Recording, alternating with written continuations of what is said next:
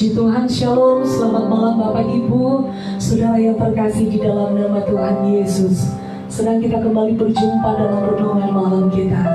Mari sama-sama sebelum kita mendengarkan renungan dan belajar akan kebenaran firman Tuhan, lebih dulu kita akan menyembah dan meninggikan nama Tuhan. Kita percaya bahwa waktu Tuhan selalu yang terbaik bagi setiap hidup kita. Mari naikkan pujian ini dalam doamu, dengan imanmu, sampaikan kepada Tuhan apa yang menjadi kerinduan dan setiap doa kita. Karena kita percaya kalau Tuhan yang turun tangan, Tuhan yang bekerja bagi kita, tidak ada yang terlambat dalam waktunya. Bila kau izinkan sesuatu terjadi, ku percaya semua untuk kebaikanmu. Bila nanti telah tiba waktumu, ku percaya kuasa-Mu memulihkan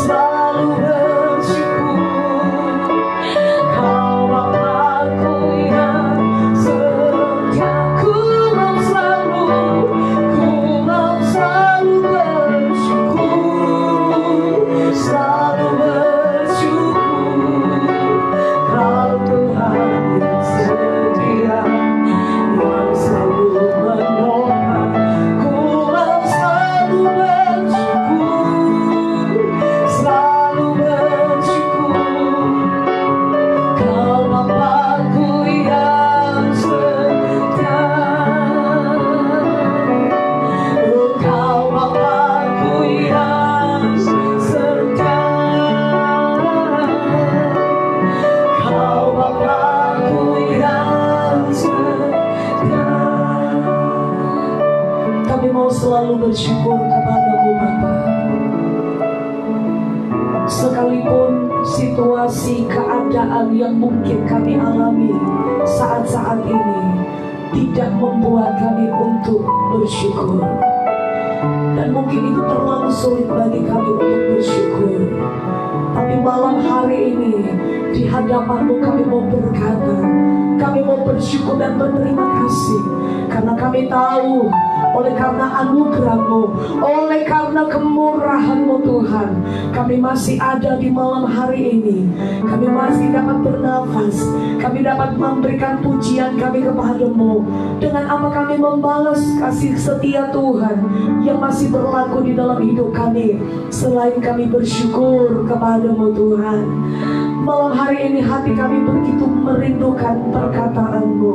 Hati kami terus merindukan dan rindu, haus akan setiap janji-janji perkataan-Mu Tuhan. Mari berbicara di dalam kehidupan setiap pribadi kami Bapa, dimanapun umat-Mu berada mengikuti renungan malam ini. Mari Roh Kudus, Engkau menjamah, Engkau melawat, Engkau menjadi jawaban di atas setiap pergumulan hidup mereka. Kalau ada di antara mereka yang sakit, ulurkan tangan-Mu Bapa, mereka, karena kami percaya oleh pilu-pilu-Mu setiap kami mengalami kesembuhan dari Tuhan. Setiap kami yang lemah kami dikuatkan, setiap kami yang susah kami mendapat penghiburan di dalam kekuatan Roh-Mu Tuhan. Terima kasih Bapa, kami bersyukur urapi hamba-Mu yang akan menyampaikan renungan malam hari ini. Dan Tuhan, persiapkan hati kami, tegur dan sampaikan apa yang menjadi isi hati-Mu. Tuhan, kuatkan kami lewat kebenaran firman-Mu, karena kami tahu hanya kebenaran firman-Mu yang dapat memampukan kami untuk terus bertahan, berdiri dalam segala situasi, untuk terus memandang dan percaya, berharap kepada-Mu Tuhan. Terima kasih Bapa, kami bersyukur. Kami siap untuk belajarkan kebenaran firman-Mu. Tuhan, ambil alih seluruh hidup kami, pendengaran kami, setiap pandang kami, kuduskan kami Tuhan, dan tutup buku seluruh hidup kami, sehingga iblis tidak mencuri, mengambil keuntungan untuk mencuri benih kebenaran firman-Mu yang ditaburkan di malam hari ini. Dan kami bersyukur Tuhan, hanya di dalam nama Yesus Kristus kami belajar akan firman-Mu dengan pengucapan syukur. Haleluya, amin.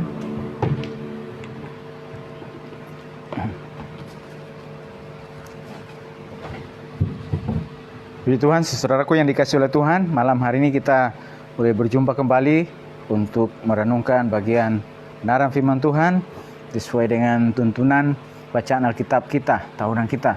Dan pada saat ini kita sudah sampai di Kisah Rasul pasal yang ke-26, bagian yang kedua, yaitu dari ayat yang ke-19 sampai ayat yang ke-32 sampai yang penghabisan. Nah, dari pembacaan ini kita akan coba ambil beberapa ayat untuk kita bisa menjadi pelajaran bagi kehidupan kita tentang bagaimana kisah perjalanan Paulus ketika dia ditangkap dan diserahkan, diadili baik di Yerusalem dan juga di Kaisarea. Nah, saudaraku, saya akan bacakan dari ayat yang ke-19.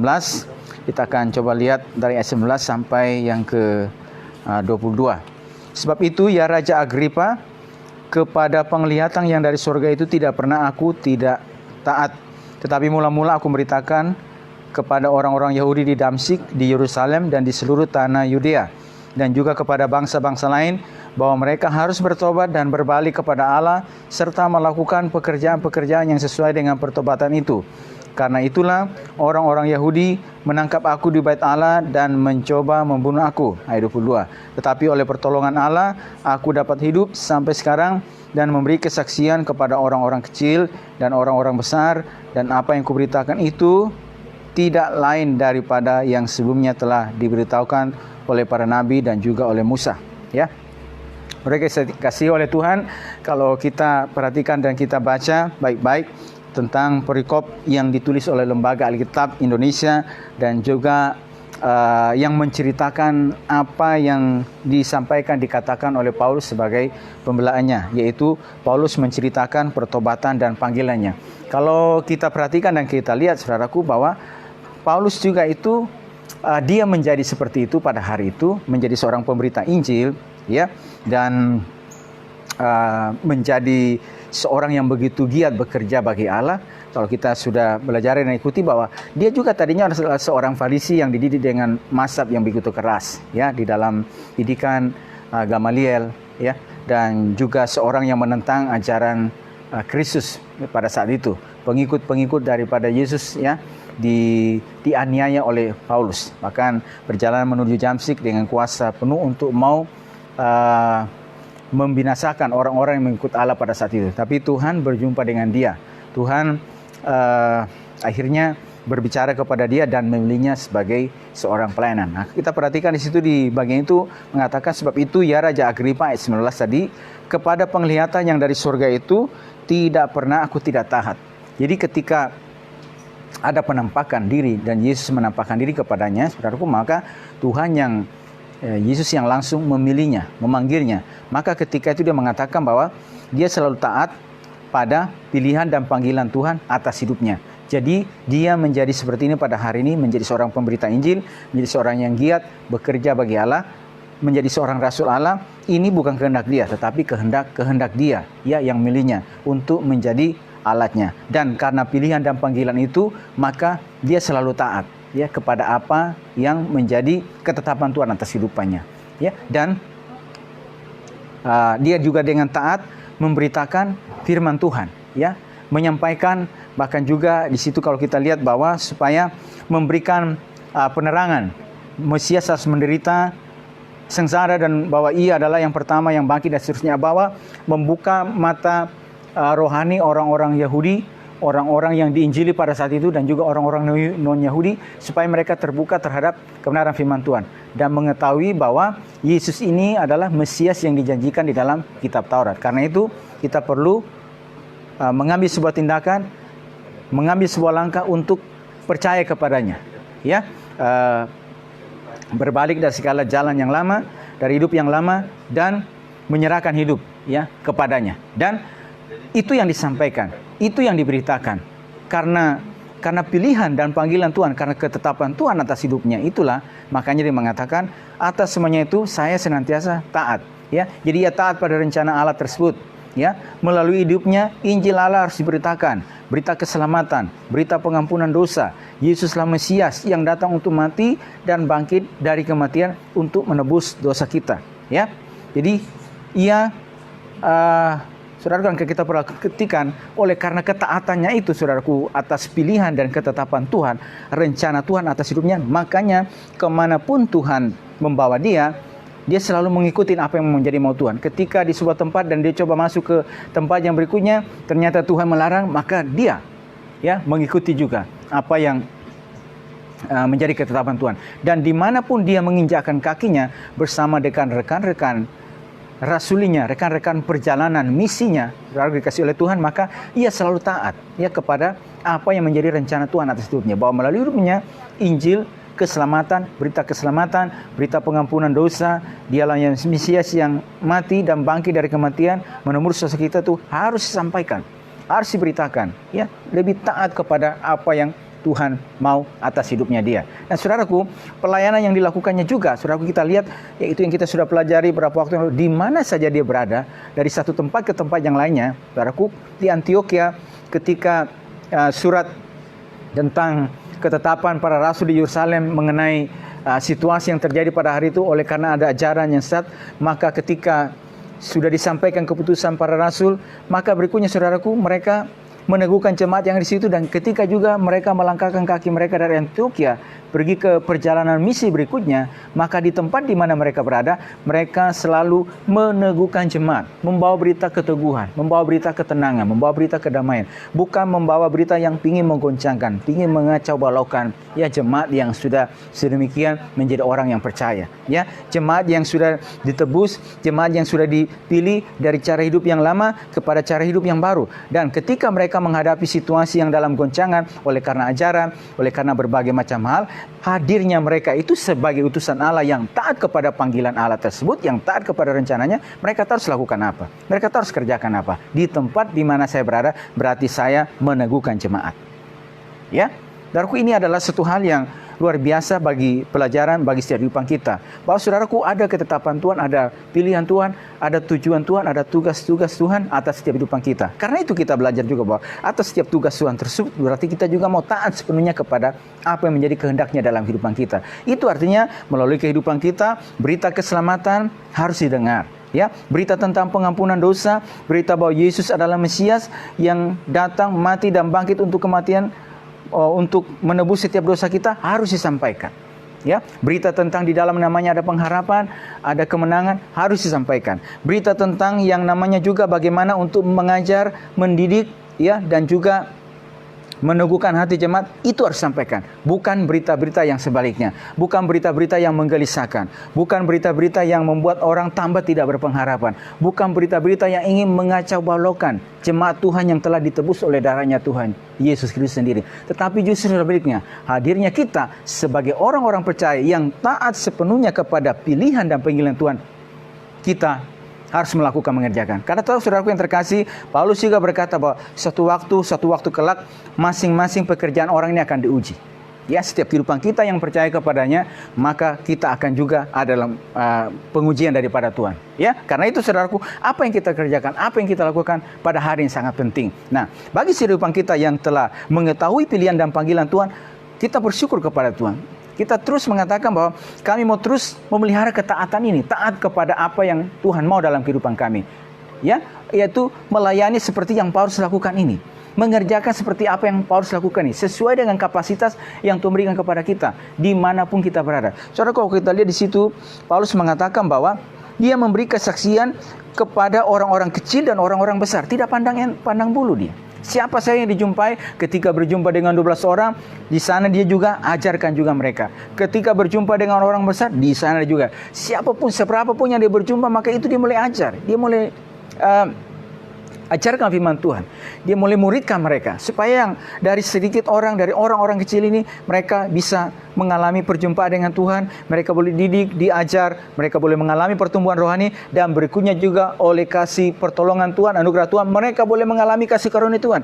Mereka boleh melihat pemeliharaan Tuhan, keberkatan Tuhan, keajaiban Tuhan dalam kehidupan mereka. Karena apa? Tuhan boleh berkenan memberikan pertumbuhan atas setiap apa yang Paulus lakukan, atas setiap apa yang kita kerjakan. Kita hanya alat untuk mengerjakan tugas kita. Apakah menanam, apakah menyiram. Tapi selebihnya itu Tuhan yang memberikan pertumbuhan. Jadi kerjakan saja bagian kita.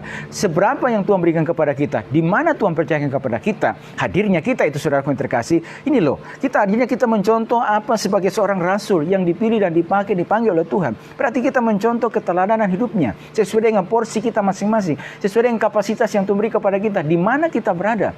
Ya, hadir untuk yaitu meneguhkan jemaat, ya, dan sesudah jemaat itu saudaraku yang dikasih dalam kegoncangan, supaya mereka boleh mengalami keteguhan di dalam iman. Apalagi juga di situasi-situasi pada hari ini, kalau kita mendengar ada begitu banyak orang tentunya yang mengalami dampak-dampak akibat daripada situasi pandemik ini pada hari ini. Hadirnya kita saudaraku yang terkasih memberikan keteguhan, memberikan mereka supaya mereka tetap berharap kepada Tuhan, mereka taat sepenuhnya kepada pilihan dan panggilan Tuhan atas kehidupan kita. Bahwa Tuhan yang telah memilih kita, Tuhan yang setia, Tuhan yang akan terus juga setia dalam seluruh kehidupan kita. Dan karena itu juga mari ini loh, ketaatan kita kepada pilihan dan panggilan Tuhan atas setiap kehidupan kita. Saudaraku dikasih oleh Tuhan, saudaraku dikasih, dan kita percaya ketika kita mengetahui betul, ya, apa yang menjadi rencana Tuhan, kehendak Tuhan dalam kehidupan kita, kalau kita terkasih, maka itu yang saya katakan bahwa saudaraku, waktu kita mengerjakan apa, Tuhan juga menyiapkan setiap pahala bagi setiap kehidupan kita. Nah, kalau kita perhatikan lagi di dalam ayat yang ke-20, saudaraku, bahwa di situ mengatakan bahwa mula-mula ia memberitakan Injil kepada orang Yahudi, baik yang ada di Damsyik, ya, seluruh tanah Yudea, dan kepada bangsa-bangsa lain, bahwa mereka harus bertobat dan berbalik kepada Allah, melakukan pekerjaan-pekerjaan yang sesuai dengan pertobatan itu. Dia mengajar terus. Ya, mengajar, membawa berita keselamatan, membawa berita pertobatan, membawa berita Injil, membawa berita kepada mereka supaya mereka yang dalam dosa itu boleh diangkat hidupnya. boleh, saudaraku, pakaian yang lama mereka itu diganti dengan pakaian yang baru. Ya, dalam segala kekotoran duniawi ini, saudaraku, mereka boleh diangkat dari lumpur dosa dan berikutnya dibersihkan oleh firman Tuhan dan dikenakan pakaian-pakaian yang baru. Dan berikutnya juga setelah dikenakan pakaian yang baru, mereka hidup sesuai dan melakukan pekerjaan yang sesuai dengan pertobatan itu.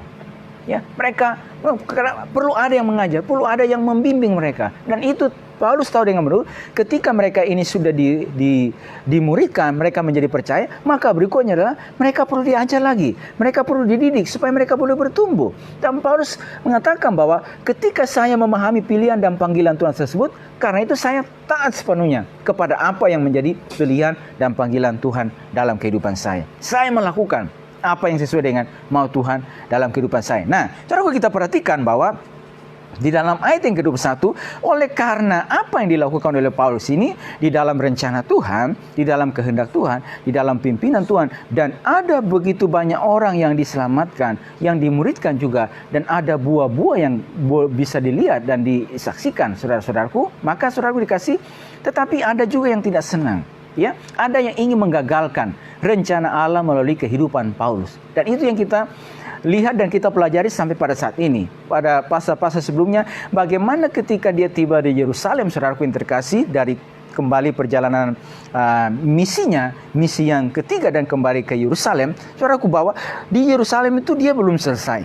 Ya, di Yerusalem maka ada satu kerinduan, dan itu juga kerinduan Tuhan baginya, bahwa dia harus pergi ke Roma. Ya, karena di sana di Roma Tuhan masih punya rencana bagi dia, selain dia hadir memberitakan Injil di sana, bahwa dia masih seorang yang potensial, yang harus juga, saudaraku, bahwa masih ada surat-surat yang harus ditulis, ya, melalui tangan Paulus, melalui kehidupannya. Masih ada karya-karya yang harus dihasilkan, ya, melalui Paulus. Ya, dan baik surat dari Roma maupun surat kiriman dari penjara. Dan ini sudah saya katakan bahwa kurang lebih ada sekitar 7 surat lagi yang harus ditulis, ya, oleh Paulus di Roma, dan Tuhan tahu persis. Tetapi saudaraku, waktu dia ada di Yerusalem, saudaraku, di situ dikatakan bahwa karena itulah orang-orang Yahudi menangkap aku di Bait Allah dan mencoba membunuh aku. Mereka ingin coba menggagalkan rencana Allah. Dengan apa? Menghabisi hidup Paulus pada saat itu. Mereka menangkapnya, ya. Saudaraku yang dikasih oleh Tuhan. Oleh karena apa sih? Ini karena persoalan ya seputar masalah hukum Taurat. Mereka mengatakan Paulus ini adalah pembuat keonaran, tapi tidak terbukti di mana letak keonaran yang dia buat. Hanya diadili hanya soal hukum Taurat. Ya, pada saat itu, ya, bahwa saudaraku memang ada begitu banyak hal yang kalau kita lihat misalnya ajaran tentang sunat yang mengharuskan orang non-Yahudi harus sunat. Paulus dengan Barnabas dengan tegas menentang hal itu. Bukan soal sunatnya, tetapi sunat hati itu yang penting. Ya, bahwa bila seorang bersunat dan tidak melakukan hukum Allah, apa artinya? Tetapi seorang yang tidak bersunat tetapi melakukan hukum Allah, ya, dia akan dianggap sama dengan orang yang bersunat. Ya, saudaraku ini dikasih oleh Tuhan, maka mereka ingin menghukumnya, membunuhnya dengan hukum Taurat mereka. Tapi itu yang kita belajar, bahwa cara seperti ini juga akhirnya ditunggangi oleh kuasa jahat, oleh iblis untuk menggagalkan rencana Allah melalui hidup Paulus. Itu yang ingin dilakukan, dan itu juga yang kita lihat ketika Yesus di Taman Getsemani, saudaraku yang dikasih oleh Tuhan. Nah, kita lihat bahwa iblis juga ingin menggagalkan rencana Allah, ya, melalui hidup Yesus untuk mati di atas kayu salib, untuk meminum cawan tersebut. Iblis ingin menggagalkan. Dan ini juga saudaraku yang dikasih oleh Tuhan, iblis ingin menggagalkan melalui siapa? Melalui tangan orang Yahudi. Bahwa Paulus ini, saudaraku, potensi Tuhan yang luar biasa, hikmat Tuhan yang luar biasa, ya, dikasih karunia Tuhan. Bagaimana saudaraku, banyak jemaat yang didirikan, dan ketika jemaat yang didirikan itu dan sesudah dia pergi ke perjalanan misi berikutnya, ada persoalan di sana, maka dia dengan segera, ya, wibawa rasulnya ditulis, menuliskan firman Tuhan ke sana. Dan ketika juga ada di Roma, saudaraku, itu yang saya katakan bahwa masih ada beberapa surat, ya, yang harus ditulis dari Roma, dan Tuhan tahu bahwa di Roma itu dia harus menuliskan beberapa surat lagi, ya, kepada orang-orang, kepada jemaat yang didirikan. Tapi saudaraku, maka dikatakan bahwa itulah sebabnya orang-orang Yahudi menangkap, ingin menggagalkan, ya, rencana Allah melalui itu. Saudaraku yang terkasih dalam Kristus Yesus, pada hari ini, pada titik ini, kalau saudara dan saya masih ada pada hari ini, berarti masih ada rencana Tuhan yang besar atas hidupmu. Masih ada yang engkau harus hasilkan melalui tanganmu. Jangan mau digagalkan oleh karena berbagai macam situasi yang ada. Jangan mau, saudaraku, kita Kalau oleh karena situasi yang ada, oleh berbagai macam hal, apakah dilihat orang-orang Yahudi yang ingin menggagalkan, atau juga dengan berbagai macam cara, tipu daya kuasa kegelapan. Iblis selalu berjalan keliling mencari kesempatan orang yang dapat ditelannya dengan berbagai macam tipu dayanya, dengan berbagai macam tawaran-tawaran yang ada di dalam dunia ini, yang ingin menawarkan, yang ingin membutakan mata secara rohani kita, dan juga dengan berbagai macam juga pergumulan tantangan hidup yang kita alami, kesukaran, tekanan, ya dan seterusnya. Saudaraku, ini yang terus pingin ya ditawarkan oleh kuasa iblis ya kepada kita. Bahkan juga setiap kehidupan kita ini yang ketika juga misalnya masih menyimpan kepahitan, dendam, iri hati. Saudaraku yang dikasihi oleh Tuhan, tinggalkan semua hal tersebut. Ya, karena itu juga salah satu penghalang untuk menghalangi pekerjaan Tuhan melalui kehidupan kita. Kalau Tuhan sudah sampai sedemikian jauh memakai kehidupan kita sampai di titik ini, dan saudara sudah melihat, mengalami ada begitu banyak hal karya Tuhan melalui kehidupanmu, apa yang saudara lakukan, apa yang saudara tanam, apa yang kita siram mengalami pertumbuhan. Dan saudaraku, manakala mengalami pertumbuhan, jemaat Tuhan, umat Tuhan, rekan-rekan saudara kita dalam Tuhan, mereka boleh melihat kasih karunia Tuhan melalui kehidupan kita. Saudaraku, pada saat yang bersamaan juga selalu saja ada rencana daripada kuasa jahat untuk menggagalkan hal yang lebih besar lagi melalui kehidupan kita. Karena itu saudara yang dikasih oleh Tuhan, inilah yang dikatakan oleh firman Tuhan, bahwa masih ada rencana Tuhan. Dan saya terlalu percaya saudara, hadirnya saya dan saudara di mana, pada saat yang bersama saudara hadir di mana, ada potensi Tuhan dalam kehidupanmu, ada talenta Tuhan, ada karunia Tuhan dalam kehidupanmu, ada kecakapan-kecakapan ilahi yang Tuhan taruh bagi kehidupanmu. Dan manakala ada kecakapan ilahi itu, iblis juga tidak suka supaya saudaraku kita mengubur dalam kecakapan ilahi tersebut. Ya, kecakapan potensi itu. Karena bila seorang juga dimatikan potensinya, maka dia tidak bisa lagi berguna, menjadi berkat bagi banyak orang. Ya, saudaraku yang dikasih oleh Tuhan. Dan itu mau iblis. Dia ingin menggagalkan ya rencana Tuhan melalui Paulus, melalui kehidupan kita. Dan karena itu kita perlu teguh, kuat, dan melihat rencana Tuhan melalui kehidupan kita. Ketika kita belajar firman Tuhan, bagaimana cara kerja iblis, tipu dayanya, dan seterusnya, berarti juga pada saat yang bersamaan kita harus menutup setiap celah, tidak memberikan ruang, kesempatan kepada iblis untuk mengambil keuntungan atas setiap kehidupan kita. Saudara dikasihi oleh Tuhan, seluruh jemaat Tuhan yang ada, siapapun kita, tua, muda, dan siapapun kita, kalau kita masih ada pada hari ini, berarti pada saat yang bersama hadirnya saudara juga masih ada rencana Tuhan atas setiap kehidupanmu. Sebagaimana firman Tuhan, bahwa orang benar itu mereka mencari gemuk dan segar untuk memberitakan bahwa Tuhan itu benar dan tidak ada kecurangan. Usia boleh bertambah, waktu juga terus bertambah, secara fisik boleh menurun, tetapi orang-orang yang telah berjalan, yang telah tertanam dalam rumah Tuhan, yang telah dididik, yang telah dilengkapi dengan berbagai macam hal, baik secara pengetahuan firman Tuhan maupun juga dengan pengalaman kehidupan, pengalaman iman dari satu titik kepada titik yang lainnya, berbagai macam situasi, berbagai macam tantangan, segala macam bentuk kesukaran, segala macam bentuk tekanan, segala macam bentuk impitan. Tetapi dalam segala macam kesukaran, impitan, dan tantangan tersebut, kita boleh melihat kasih Tuhan, pertolongan Tuhan dalam kehidupan kita.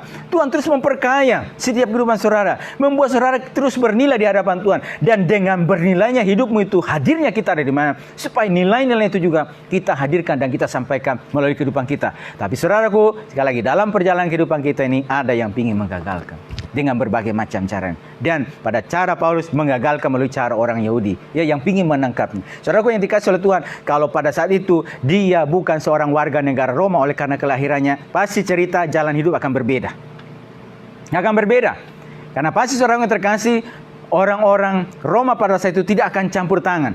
Karena dia mengatakan, saya adalah warga negara Roma oleh karena kelahiran saya, maka itulah sebabnya mereka campur tangan. Bahwa menurut hukum Roma pada saat itu, warga negara Roma harus dibuktikan dulu kesalahannya, tindak pidananya, baru bisa dihukum, baik ke hukuman penjara atau dihukum mati. Dan saudara dikasih oleh Tuhan, Paulus memperoleh keistimewaan itu, ya.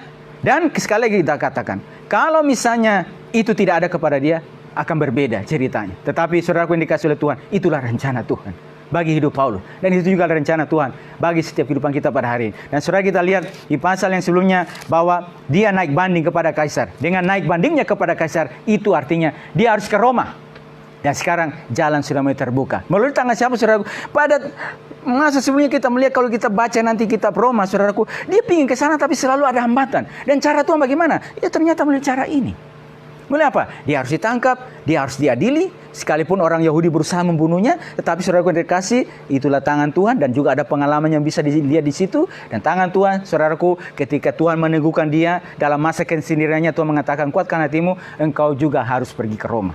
Dia dengan jelas menangkap firman Tuhan tersebut, maka untuk sampai ke Roma itu artinya saya harus naik banding kepada Kaisar. Dan saudaraku, dengan naik bandingnya kepada Kaisar, berarti itu artinya juga dia ada kesempatan untuk memberitakan firman Tuhan di sana. Saudaraku dikasih oleh Tuhan, jangan sampai kita pada hari ini, saudaraku yang dikasih oleh Tuhan, mau termakan oleh tipu daya iblis. Dan saya terlalu percaya, saudaraku yang dikasih oleh Tuhan, dikatakan firman Tuhan sini, tetapi oleh pertolongan Allah. Kalau kita perhatikan bagaimana cara Tuhan menolong Paulus, dan ini yang luar biasanya yang kita bisa pelajari. Saudaraku, waktu dia bertobat di Damsyik, dia mengajar di sana. Maka ketika orang Yahudi membunuh dia, siapa yang datang membunuh? Murid-muridnya, ada sesama, ada rekan yang membantu dia.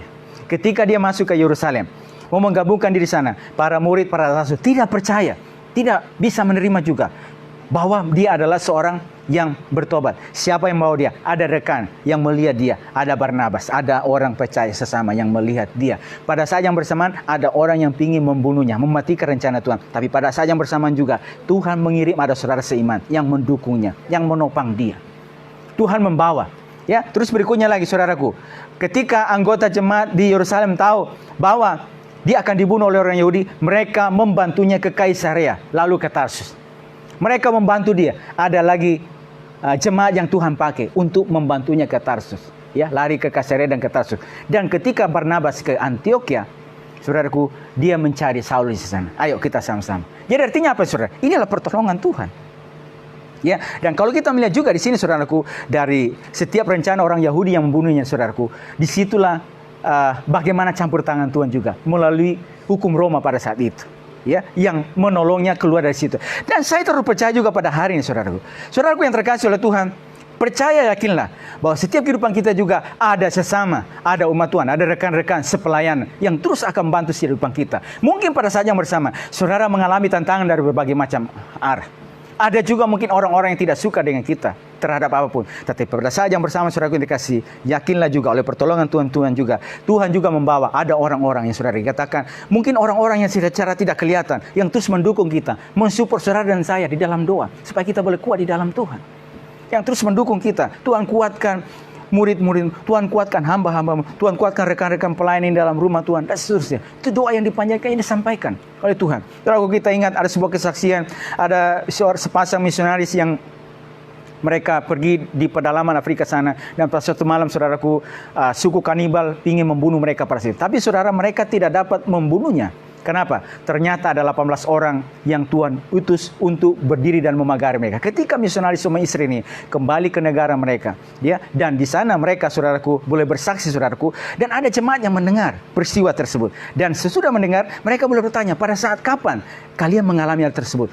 Saudaraku, tanggal sekian, mereka confirm bahwa pada tanggal tersebut kami adalah 18 orang mengingat kalian, ya, dan berdoa buat kalian. Dan ternyata waktu itu berdoa itu Tuhan berperkara dengan kehidupan kalian yang ada di sana. Saudaraku dikasih oleh Tuhan, pada saat ini jangan takut melangkah bersama dengan Tuhan. Setiap kehidupan kita ada orang-orang percaya, rekan-rekan lainnya yang juga terus akan melihat saya dan saudara. Kita jangan hanya melihat kepada sisi di mana kita mengalami tantangan, mengalami ini, saudara. Pada saat yang bersamaan ada orang-orang percaya yang terus akan mensupport kita, mendorong kita untuk boleh maju. Dan itulah cara Tuhan supaya rencana Tuhan terus terjadi melalui setiap kehidupan kita. Karena itu, saudaraku dikasih oleh Tuhan, tetap fokus, tetap pandang hidupmu ke depan, pandang kehidupan kita ke depan, bahwa dalam perjalanan kehidupan kita ini masih ada rencana Tuhan yang harus kita kerjakan. Dan kalau saudara, hadirnya saya pada hari ini, adanya saya saudara pada hari ini, masih adanya kita pada hari ini, di mana Tuhan bawa kehidupan kita, di mana Tuhan tempatkan kehidupan kita, berarti juga masih ada rencana Tuhan atas kehidupan kita. Dan yakinlah, saudaraku yang terkasih, bahwa ada orang-orang, rekan-rekan seiman yang Tuhan akan terus bawa bagi kehidupan kita untuk mendukung kita. Baik, saudaraku yang terkasih, sesama anggota tubuh Tuhan, di mana rumah Tuhan kita berada, di tempat di mana kita berada, supaya kita boleh kuat bersama-sama. Itu saya katakan bahwa kita perlu kuat dalam fellowship tersebut, maupun juga dalam rekan-rekan, ya, lintas batas, juga dengan rekan-rekan yang lainnya. Boleh ikut terus mendukung bersama, karena kita satu tubuh di dalam Tuhan. Nah saudaraku, inilah pengharapan kita menjadi orang percaya, bahwa ada orang-orang, ada rekan-rekan sepelayan yang Tuhan terus akan bawa untuk boleh melihat rencana Tuhan dalam kehidupan kita. Karena itu kita mau terus bersama dengan Tuhan. Ada tangan Tuhan menyertai kehidupan kita, ada pertolongan Tuhan, ada rencana Tuhan supaya melalui kehidupan kita nama Tuhan dipermuliakan dalam kehidupan kita. Dan saya berdoa pada malam hari ini, kiranya pertolongan Tuhan kita boleh terus melihat rencana Tuhan yang besar melalui kehidupan kita, sehingga nama Tuhan dipermuliakan dalamnya. Puji Tuhan. Tuhan berkati semua kita pada malam hari ini. Kita akan masuk dalam doa kita, tapi sebelumnya kita akan kembali bersama-sama memuji Tuhan, dan sesudah itu kita akan masuk di dalam doa kita.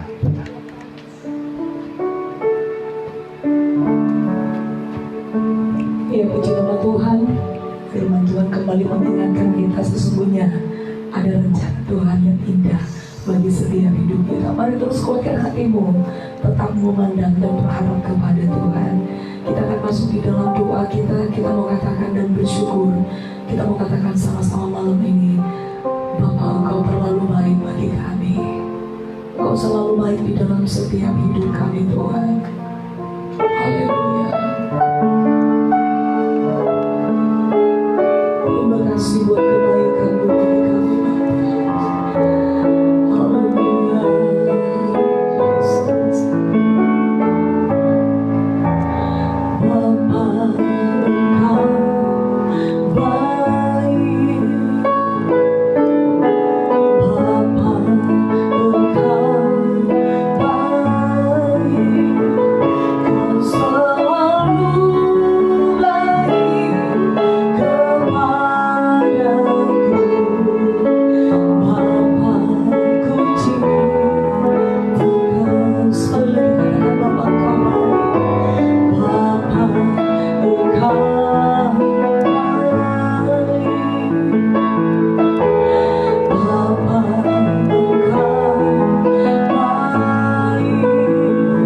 Kau selalu baik kepadaku.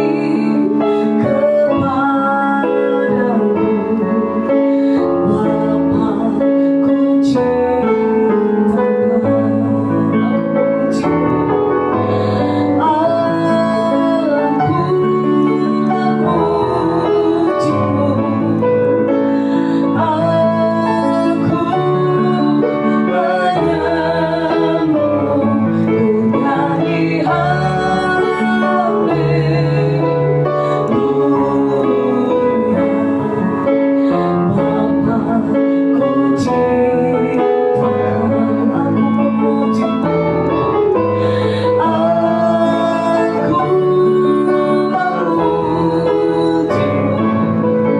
baik.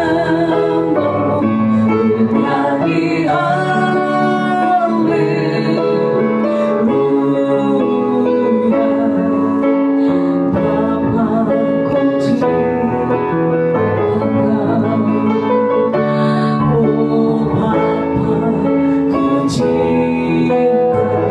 kepadaku. Bapa, ku cintakan. Kami bersyukur kepada-Mu pada malam hari ini. Terima kasih kebaikan kasih-Mu bagi kehidupan kami, Tuhan. Kami kembali belajar kebenaran firman Tuhan, bahwa adanya kami pada hari ini, itu berarti juga ada rencana Tuhan bagi kehidupan kami. Tuhan mau supaya melalui kehidupan kami, Tuhan, ada karya-karya Tuhan, ada keajaiban Tuhan yang kami boleh lihat, saksikan, dan kami juga, Tuhan, menjadi berkat-Mu, Tuhan, menjadi alat Tuhan melalui kehidupan kami, Tuhan. Pakai terus kami, Tuhan, lengkapi terus setiap kehidupan-Mu, ya Tuhan, dimanapun kami berada, Tuhan. Manakala ada tantangan, manakala ada kesulitan, manakala ada pergumulan, kami tahu pada saat yang bersamaan juga Tuhan akan terus menolong kehidupan kami. Tuhan akan terus memampukan kehidupan kami. Tolong seluruh umat-Mu, Tuhan, pada malam hari ini. Tolong semua kami, semua ikut bersama-sama dengan Tuhan.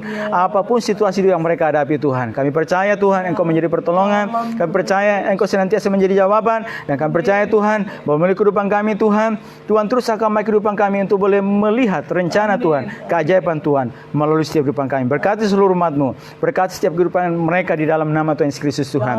Bahkan bawa kami terus, Tuhan, bersama-sama, dan kami terus mendukung dalam doa buat pemerintah kami, buat bangsa kami, buat situasi yang dihadapi. Tuhan akan terus menolong ya Tuhan. Berkati bangsa kami, berkati pemimpin kami yang ada, berkati satuan gugus tugas dalam penanganan COVID-19 bersama seluruh elemen masyarakat, bahkan juga bersama seluruh gereja, bersama seluruh hamba-Mu, bersama seluruh umat-Mu. Tuhan tolong semuanya, sehingga dampak ditimbulkan boleh bersama-sama di dalam bagian-bagian telah tentukan untuk kami bisa melakukan, mengerjakan apa di tempat tersebut ya Tuhan. Dan campur tangan Tuhan, pertolongan Tuhan terjadi dalam hidup kami. Bersyukur malam hari ini. Terima kasih berkesempatan ini. Terima kasih buat firman-Mu. Kami syukur semuanya. Kami akhiri perundungan malam kami. Tuhan boleh berkati kami semua sepanjang malam hari ini Tuhan. Di dalam nama Tuhan Yesus Kristus, kami bersyukur dan berdoa kepada Bapa di surga. Haleluya. Amin. Puji Tuhan. Tuhan berkati semua kita pada malam hari ini dan Shalom.